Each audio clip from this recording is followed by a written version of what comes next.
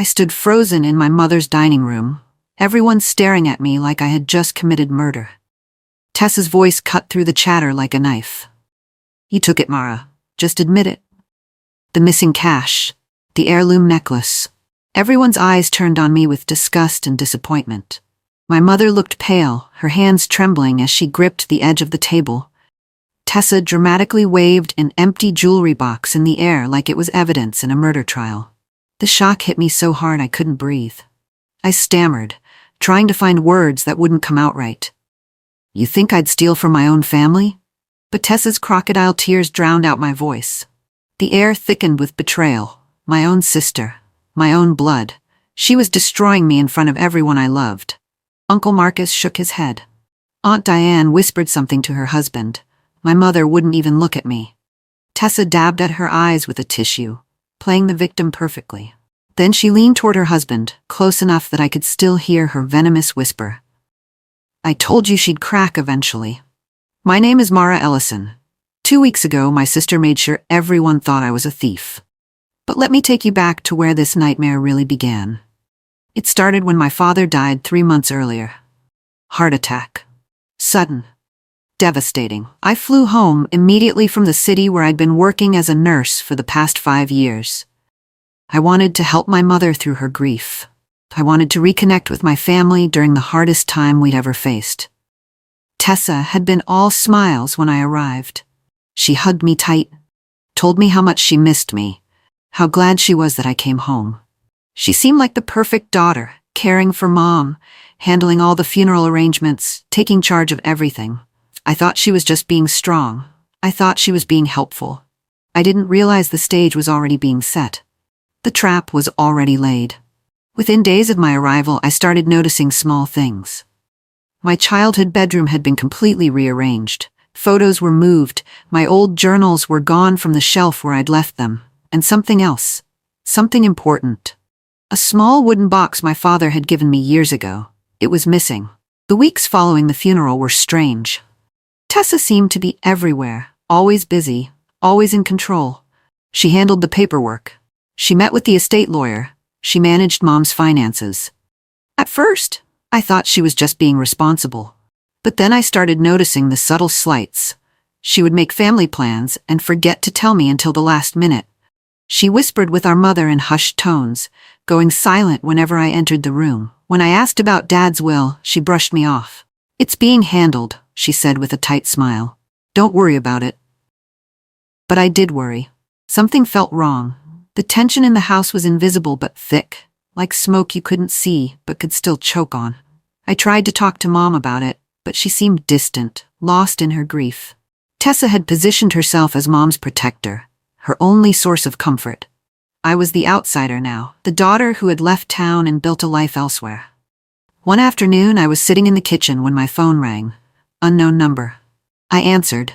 It was Dad's lawyer, Mr. Pierce. His voice was careful, measured. "You should really see something before it's finalized," he said quietly. "Can you come to my office?" My stomach dropped. "What's going on?" He paused. "Just come see me, alone." The following weekend, we held a gathering to honor Dad's memory. Family and friends filled the house. Tessa arrived wearing expensive jewelry I'd never seen before and driving a brand new car. I stared at the diamond earrings glinting in her ears. "Where did those come from?" I asked. She smiled sweetly. "Dad wanted me to have them." Something about the way she said it made my skin crawl. That evening, she made comments about family fairness and how some people appreciate what they're given while others just take and leave. The barbs were aimed at me. Everyone could feel it. That night, the house was full of relatives staying over. I left my purse in the living room, trusting my own family. By morning, I discovered something horrifying. The $6,000 cash my father had given me before he died, money he'd pressed into my hands with tears in his eyes and told me to start fresh with, was gone. I tore through my purse 3 times, my hands shaking. It wasn't there. I ran to Mom, frantic. Before I could even finish explaining, Tessa appeared in the doorway.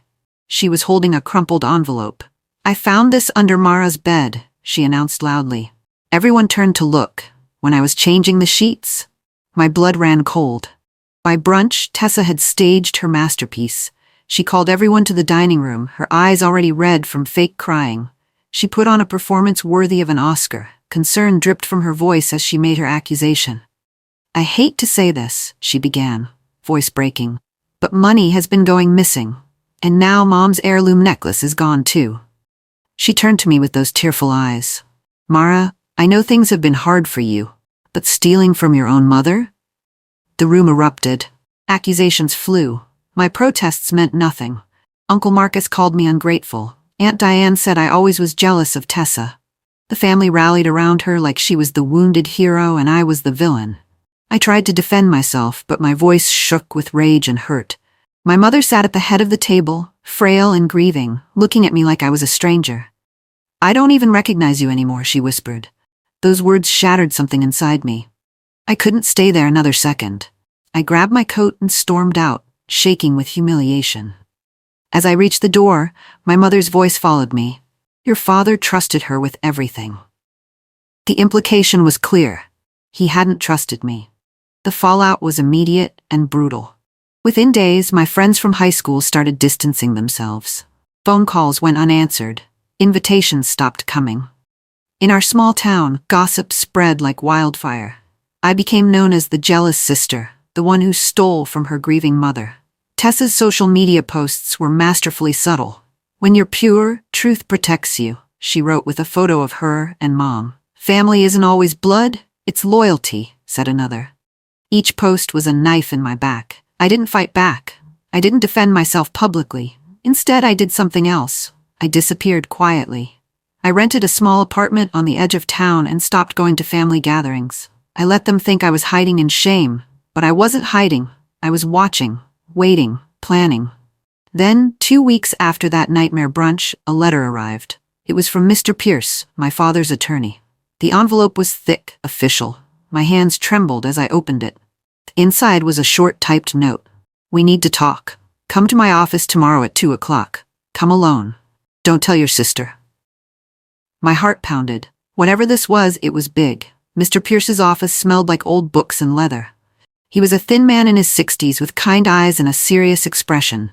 He gestured for me to sit down, then slid a folder across his desk. "Your father came to see me 6 months before he died," he began. "He created a trust, and he made 2 copies of his will." I leaned forward, my pulse racing. "Why 2 copies?" He opened the folder. Inside were legal documents, signatures, dates. "The will that was filed publicly with the probate court is missing something critical. Your signature as a witness. Without it, certain provisions don't take effect." My mind spun. "What provisions?" He pointed to a clause. "Your father left you equal ownership of the family home and his investment accounts, but there's a problem." He pulled out another document. "Your sister filed power of attorney 2 weeks after your father's death. She's controlling the entire estate." The room tilted. "Power of attorney? Dad never mentioned that." Mr. Pierce's expression darkened. "That's because this power of attorney document wasn't in the file when your father signed his papers with me." He let those words sink in. "I don't know how it got there, but someone added it after his death." I left Mr. Pierce's office in a daze, but something inside me had shifted. The hurt and humiliation were hardening into cold determination. I spent the next 3 days digging through everything I could find. Bank statements from the joint account I'd shared with my parents, old emails from Dad, receipts stuffed in boxes in my apartment. What I discovered made my hands shake. Tessa had moved money from a shared family account 2 weeks before Dad died. $40,000 transferred to an account in her name only. She'd been planning this long before he passed. This wasn't just about the missing cash or the necklace. This was about ownership. Control. Erasing me from my father's legacy. I contacted Dad's former accountant, Mr. Wallace, a sharp man in his 70s who had handled our family's finances for decades. We met at a quiet coffee shop on the outskirts of town. He brought a briefcase stuffed with papers. "Your father asked me to keep copies of everything," he said, his voice low. "He told me to give them to you if anything ever seemed wrong." He slid the briefcase across the table. "You're not going to like what I found." Inside were bank records, property documents, and transaction receipts. My father's signature appeared on forms I knew he'd never signed. The dates were wrong. The handwriting was close, but not quite right. The bombshell hit me 2 days later when I compared the signatures on the property documents side by side with cards and letters I had from my father. The signature on the deed transfer was forged. My hands trembled as I held the papers up to the light. The loops were too tight. The slant was different. It was close enough to fool someone who wasn't looking carefully. But I was looking very carefully now. I called Mr. Wallace immediately. I need to know who notarized these documents. He was silent for a moment. I already checked. The notary seal belongs to someone named Kyle Brennan. The name meant nothing to me. Who is he? Mr. Wallace sighed. He's your brother-in-law's cousin, works at a small legal office downtown. I did some digging. He notarized the documents on a Saturday. His office was closed that day. The pieces clicked into place with sickening clarity. Tessa hadn't just forged Dad's signature. She'd enlisted help. She'd planned this down to the last detail. She didn't just forge it, Mr. Wallace said, echoing my thoughts. She notarized it under her husband's cousin's name. This is fraud, criminal fraud. I sat in silence, staring at the evidence in my hands. My sister hadn't just betrayed me, she'd committed crimes. I knew what I had to do next, but it required something I wasn't sure I could pull off. I had to play nice, pretend to surrender. Make Tessa think she'd won. So I swallowed my pride and called my mother. "Mom, I'm sorry," I said, forcing my voice to crack. "I've been thinking about everything. Maybe I was wrong. Can I come over?" There was a long pause. Then she said softly, "Of course, sweetheart." The next day, I showed up at the house with flowers and an apologetic smile. Tessa was there, of course, looking smug and victorious. I hugged her, told her I was sorry for causing trouble, said I just wanted our family back. She ate it up. "I knew you'd come around," she said sweetly. Over the next week, I visited often. I brought groceries. I helped with chores. I acted like the repentant daughter. And all the while, I recorded our conversations on my phone. I noted every inconsistency in her stories. I asked innocent questions about Dad's estate. During one visit, while we were sitting in the kitchen, Tessa got comfortable. Too comfortable. She started talking about Dad's wishes, about how he'd wanted things divided. Then she slipped. "Dad never wanted you on the deed anyway," she said casually, sipping her tea. I kept my face neutral. "Really? He told me you were too irresponsible. That's why he signed everything over to me." Armed with Tessa's recorded confession, I returned to Mr. Pierce. I laid everything on his desk, the forged signatures, the fraudulent notarization, the recorded conversations, the financial transfers. He examined each piece of evidence carefully, his expression growing darker with every page. Finally, he looked up at me. "This is enough," he said. "We can reopen the estate proceedings. We can challenge the power of attorney and the property transfers." My heart pounded. What happens to Tessa? Mr. Pierce folded his hands. "If we pursue this, we're not just talking about civil court. These are criminal acts. Forgery, fraud. She could face serious charges." I felt a rush of conflicting emotions. Relief, anger, and something that felt almost like grief. "Will it work?" He nodded slowly. "Yes, but I need you to understand something, Mara." He leaned forward. "If you do this, Tessa's entire life collapses. Her reputation, her marriage, possibly her freedom. There's no going back once we start." I thought about everything she'd done. The lies, the theft, the way she'd turned my own family against me, the way she'd spit on Dad's memory. "I understand," I said quietly. "Let's do it." Mr. Pierce pulled out a legal pad. "Then we need to be strategic. We need ironclad proof and witnesses. Can you do exactly what I tell you?" The next piece of the puzzle fell into place when I finally convinced my mother to meet me for coffee, just the two of us. She looked older than I remembered, worn down by grief and stress. We talked about small things at first, the weather, her garden. Then, gently, I started asking about the house. "Mom, when did you sign over the property to Tessa?" She blinked in surprise. "What do you mean? I didn't sign anything over to her." My stomach clenched. "You didn't sign papers giving her full ownership?" She shook her head, confused. "Mr. Pierce came over with some estate documents right after the funeral. Tessa said they were just formalities, tax papers or something." I pulled out copies of the documents Mr. Pierce had given me. Her signature was there, clear as day. She stared at it, her face going pale. "I remember signing papers," she whispered. But Tessa told me they were just to keep the house and the family. She said it protected both of you. The betrayal deepened. Tessa had manipulated our grieving mother into signing away her own home. "Mom, what date did you sign these?" She thought for a moment. "It was the day after the funeral. I remember because I could barely hold the pen. My hands were shaking so badly." Tears filled her eyes. "Tessa said you didn't want any part of this. She said you told her you were moving away permanently and wanted nothing to do with the family estate. I couldn't do this alone. I needed allies. People I could trust, absolutely. First, I confided everything to Mr. Wallace, the accountant. He agreed to testify about the financial irregularities and the suspicious transfers. Then I reached out to an old friend from nursing school, Chloe, who now worked as a private investigator. She'd always told me if I ever needed help, I should call. I called. Within 2 days, she'd compiled a detailed report on Tessa's finances. New car, expensive jewelry, designer clothes, all purchased in the weeks following Dad's death. All paid for with money that should have been in the estate. Finally, there was Mr. Pierce himself, who had kept meticulous records of every document Dad had filed, every conversation they'd had. Together, we formed a quiet plan. "We need to make sure she walks herself into her own trap," Mr. Pierce said during one of our strategy sessions. "We need her to lie under oath. We need her to commit to her story so completely that when we present the evidence, there's no way out." Chloe added, "And we need everything documented. Video, if possible." I nodded, feeling the weight of what we were about to do. This wasn't just about getting my inheritance back. This was about justice. This was about making sure Tessa faced consequences for destroying our family. I set the trap carefully. I called Tessa and invited her to a peace dinner at a nice restaurant downtown. "I want to make things right," I told her. "I've been thinking about everything, and you were right. I should apologize properly." She agreed immediately. Of course she did. She thought she'd won. The restaurant was perfect. Quiet enough for conversation, but public enough that she wouldn't suspect anything. I wore a wire.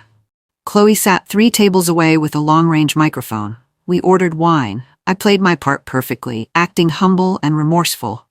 "I'm sorry for everything," I said, staring down at my plate. "I was wrong to question you." Tessa leaned back in her chair, triumphant. "I'm glad you finally see that. You know, it's been hard taking care of everything alone. Mom needs me." I nodded. "Dad trusted you with everything." She smiled. "He did, because he knew I'd never abandon the family like you did." The barbs stung, but I kept my face neutral. Then I pushed gently. "I guess I never was smart enough to handle all this estate stuff anyway." Tessa's smile widened. She couldn't help herself. "You never were smart enough to protect what's yours," she said, her voice dripping with condescension. Every word was being recorded. Every confession logged. She talked for another hour, bragging about how she'd handled everything, how she'd protected Mom from bad decisions. She walked right into her own trap. The breakthrough came when Mr. Wallace discovered something crucial, buried in Dad's financial records. A storage unit rented under his name, paid for automatically from an account Tessa didn't know existed. I drove there on a cold Tuesday morning, my hands sweating as I unlocked the unit. Inside, boxes were stacked neatly against the walls. I opened the first one and found files, documents, copies of everything Dad had ever signed, organized by date. The second box held personal items, photos, letters, and then I saw it, an envelope with my name written in Dad's handwriting. My hands shook as I opened the other boxes. Inside were copies of the original will, the real one, with all the proper signatures and provisions intact. Letters Dad had written to me, dated just weeks before he died. Proof beyond any doubt that he'd wanted me to have equal ownership, that he'd never authorized Tessa to take control, that everything she'd done was against his wishes. I pulled out the sealed envelope addressed to me. To be opened by my daughter Mara, only. It read. I sat down on the concrete floor of the storage unit and carefully opened it. Dad's handwriting filled 3 pages. My vision blurred with tears as I read. Dad's letter explained everything. He'd started noticing Tessa's manipulations months before he died. The way she tried to control Mom's decisions, the way she asked about his finances constantly, the way she'd tried to convince him to change his will and leave everything to her. I see what she's becoming, he wrote, and it breaks my heart. but I won't let her destroy this family or erase you from your rightful inheritance. He'd created the storage unit as insurance. He'd made backup copies of everything. He'd left instructions, detailed and clear, about what to do if Tessa tried anything. I'm writing this because I need you to know the truth, the letter continued. If you're reading this, it means something has gone wrong. It means Tessa has likely tried to take what isn't hers, but I've made sure you have everything you need to fight back. He listed account numbers, names of witnesses, dates of important documents. Everything I needed was right there. The letter ended with words that broke and healed me at the same time. When you're ready, take back what's yours, but do it with grace. Don't become what she is. Don't let anger poison you. Be better. Be the daughter I've always been proud of. I love you, Mara, always. I sat in that storage unit and cried for 20 minutes. Over the next 2 weeks, I prepared meticulously. I organized every piece of evidence into folders. Legal documents, audio recordings, video footage from the restaurant, financial statements, Dad's letters, witness testimonies from Mr. Wallace and Mr. Pierce. Chloe helped me create a timeline, a visual representation of every lie Tessa had told, every document she'd forged, every dollar she'd stolen. We had everything. For the first time in months, I felt calm. The anxiety that had been eating at me since Dad's death finally lifted. I knew what was coming. I knew it would be ugly. But I also knew I was doing the right thing. Then, one afternoon, my phone rang. It was Tessa. Mom wants us to have a family meeting, she said, her voice saccharine sweet. This weekend. She wants to clear the air, get everyone together. I smiled to myself. Of course, I'll be there. And Mara, she added, you're ready to apologize properly this time, right? In front of everyone? I kept my voice soft, defeated. Yes, I'm ready. After I hung up, I called Mr. Pierce. It's time, I said. He knew exactly what I meant. Saturday arrived gray and cold. The family gathered at Mom's house. Everyone was there. Uncle Marcus, Aunt Diane, Tessa's husband, Brandon, cousins I hadn't seen since the funeral. They all looked at me with a mixture of pity and judgment. Tessa sat beside Mom at the head of the table, her expression victorious. This was her moment, her final triumph. Thank you all for coming, Mom said quietly. I thought it was time we addressed everything that's happened. Everyone turned to look at me expectantly. This was where I was supposed to break down. Apologize. Beg for forgiveness. Instead, I smiled calmly. Thank you for gathering, everyone, I said. I do have something to say. I reached into my bag and pulled out a folder. But first, I brought a few things I thought you should all see. Tessa's smile faltered slightly. I placed a ring of keys on the table in front of Mom. They clinked against the wood, loud in the sudden silence. What are those? Mom asked. The keys to Dad's storage unit, I said calmly. The one he rented before he died, the one Tessa didn't know about. Tessa's face went white. What storage unit? She asked, her voice sharp. What are you talking about? I opened the folder. The one where Dad kept copies of his real will, and all the evidence of what you've done. I began laying out documents on the table, one by one. Each paper a nail in the coffin. This is the original will Dad signed, I said calmly. The one with all proper signatures. Notice anything different from the version filed with probate? Silence. This is the bank statement showing $40,000 transferred from the family account to Tessa's personal account 2 weeks before Dad died. Uncle Marcus leaned forward, squinting at the papers. And this, I continued, pulling out the forged property deed, is the document transferring ownership of this house to Tessa. Notice the signature? Let me show you Dad's real signature for comparison. I placed his birthday cards and letters beside the forged document. The differences were obvious once you knew to look. Aunt Diane gasped. Mom's hand flew to her mouth. Tessa stood up abruptly. This is ridiculous. You're making things up because you're jealous. But her voice shook. Sit down, I said coldly. I'm not finished. I pulled out the notarization records. This document was notarized by Kyle Brennan, your husband's cousin, on a Saturday when his office was closed. Brandon's head snapped toward Tessa. You involved Kyle? The room erupted in whispers. Then the doorbell rang. I smiled. That would be my lawyer. Mr. Pierce walked in, uninvited by anyone but me. Mr. Pierce didn't waste time. He carried a briefcase, his expression professionally neutral, but his eyes sharp. He set the briefcase on the table and began pulling out documents, handing them to each person present. "My name is Theodore Pierce," he announced. "I was the estate attorney for the late Mr. Ellison. I'm here today because I've discovered significant irregularities in the handling of his estate." He distributed packets to everyone. "What you're holding are notarized affidavits from 3 sources.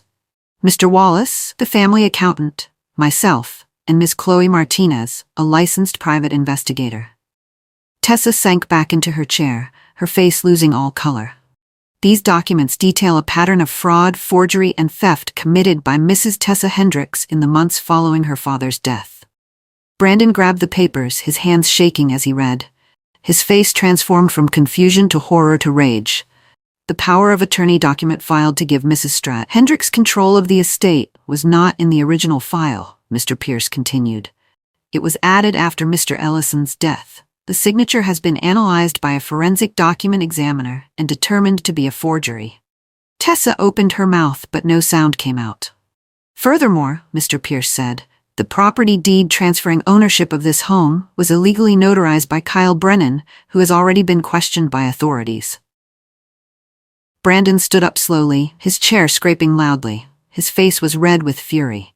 "You dragged me into this?" he said to Tessa. "You involved my family in fraud?" The room exploded into chaos. Brandon grabbed his jacket from the back of his chair and headed for the door, ignoring Tessa's desperate pleas. "Brandon, wait, let me explain." He spun around. "Explain? You forged legal documents. You committed fraud using my cousin. Do you have any idea what this means for me? For my career?" He slammed the door so hard the windows rattled. Mom sat frozen, staring at the documents in her hands. Tears streamed down her face as she read Dad's real will, seeing for the first time what he'd actually wanted. Uncle Marcus stood up and pointed at Tessa.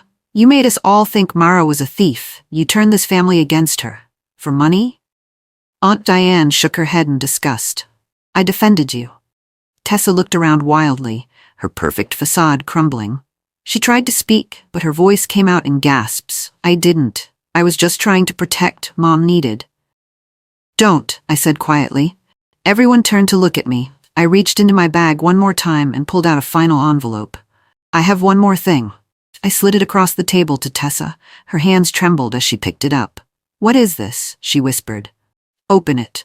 She tore open the envelope. Inside were 2 documents. Her face went from white to gray. The first document was a notice of property transfer reversal, signed by Judge Hamilton and effective immediately. Everything Tessa had taken was being legally returned. The house, the accounts, the assets. All of it. The second was a restraining order. Tessa couldn't come within 500 feet of me or Mom. She stared at the papers, her mouth opening and closing like a fish out of water. "This can't be legal," she stammered. Mr. Pierce smiled thinly. "I assure you, it's completely legal. Judge Hamilton reviewed all the evidence yesterday. He was particularly disturbed by the forged signatures and the manipulation of your grieving mother." Mom finally spoke, her voice breaking. "Get out of my house." Tessa's head snapped up. "Mom, please." I said get out. Mom's voice grew stronger. "You lied to me. You stole from your own family. You turned me against my daughter when she was trying to help. You dishonored your father's memory." Tears ran down Tessa's face now, real ones this time. "I'm your daughter too." "You stopped being my daughter when you forged your father's signature," Mom said coldly. I added quietly, "I'm leaving this house to Mom, but it's under my name now, as Dad intended. You'll never touch it." Tessa looked around the room, desperate for someone to defend her. But everyone looked away. She'd burned every bridge. Tessa stood there for a long moment, her chest heaving with sobs. Then she lashed out one final time. "You all believe her? After everything I did, I took care of this family. I handled everything. Where was she?" She jabbed a finger at me. "She ran off to the city and forgot we existed." "I had a career," I said evenly. "I had a life. That didn't mean I stopped loving Dad or this family. You weren't there when he needed you." "I was there when it mattered," I replied. "At the end, and I'm here now, which is more than I can say for the person who stole from him." Mom stood up slowly. "Leave, now." Tessa grabbed her purse, her movements jerky and desperate. As she reached the door, she turned back one more time. "You'll regret this," she said, her voice venomous. "All of you. You think she's so perfect? You think she won't turn on you too?" No one answered. She stood there waiting for someone to recant, to tell her to stay. But the silence stretched on until it became unbearable. Finally, she walked out, slamming the door behind her. I didn't feel victorious. I felt hollow. But I also felt something else. Peace. You planned this all along, didn't you? Uncle Marcus said quietly. I nodded. From the moment I found Dad's storage unit. 3 months passed. The legal proceedings moved forward smoothly. Criminal charges were filed against Tessa for forgery and fraud. Kyle Brennan lost his notary license and faced his own charges. Brandon filed for divorce. I didn't follow Tessa's case closely. Mr. Pierce kept me updated, but I tried not to dwell on it. Mom stayed in the house, living peacefully for the first time since Dad died. We had dinner together twice a week, slowly rebuilding what Tessa had nearly destroyed. Uncle Marcus apologized profusely. Aunt Diane sent flowers. One by one, the family members who had turned against me reached out, ashamed of how quickly they'd believed the lies. I forgave them. Holding on to anger would only poison me, and Dad's letter had made it clear. Be better. Don't become what she is. I used part of my inheritance to open a small medical clinic in town, offering affordable care to people who couldn't always afford it. It felt right using Dad's money to help others. Some evenings, I'd sit in Mom's kitchen and reread Dad's letter. The words always brought tears, but they were healing tears now. You've earned your quiet, he'd written at the end. I finally understood what he meant. Then, one Tuesday evening, my phone buzzed with a voicemail. Unknown number. I almost deleted it. But something made me listen. Tessa's voice came through the speaker, thin and bitter. You'll regret making me lose everything, she said. You think you won, but you destroyed this family. Mom won't talk to me. Brandon took the kids. I have nothing. And it's all because you couldn't let go of your jealousy. There was a pause. I hope you're happy, Mara. I hope it was worth it. The message ended. I stared at the phone for a long time. Part of me wanted to feel guilty, but I couldn't. She'd done this to herself. Every choice, every lie, every forged signature. Those were her decisions. I'd simply refused to be her victim. The next morning, I drove to the old house one last time. Mom was planning to downsize, move somewhere smaller and more manageable. The house held too many memories, both good and bad. I walked through the empty rooms, remembering Dad's laugh echoing through the halls. His study, where he'd taught me to balance a checkbook. The kitchen, where Mom used to bake every Sunday. When I finished my walkthrough, I locked the front door carefully and placed the keys in an envelope for Mr. Pierce. He'd handled the sale. I was moving to a new home built with my rightful inheritance. A fresh start. As I drove away, I thought about everything that had happened. Tessa took my reputation. She took my family's trust. She nearly took everything Dad had left me. But in the end, I took back my peace. I took back my dignity. I took back what was rightfully mine. And maybe in a strange way, we were even. Not because we'd both hurt each other equally, but because I'd learned that silence isn't weakness. Patience isn't surrender. And sometimes the quietest person in the room is simply waiting for the right moment to speak. I pulled onto the highway, leaving the old house behind. Ahead of me stretched open road, new possibilities, a life built on truth instead of lies. Dad would be proud. And for the first time in months, I felt like I could breathe again. The story of my sister's betrayal was over. My story, the real one, the true one, was just beginning.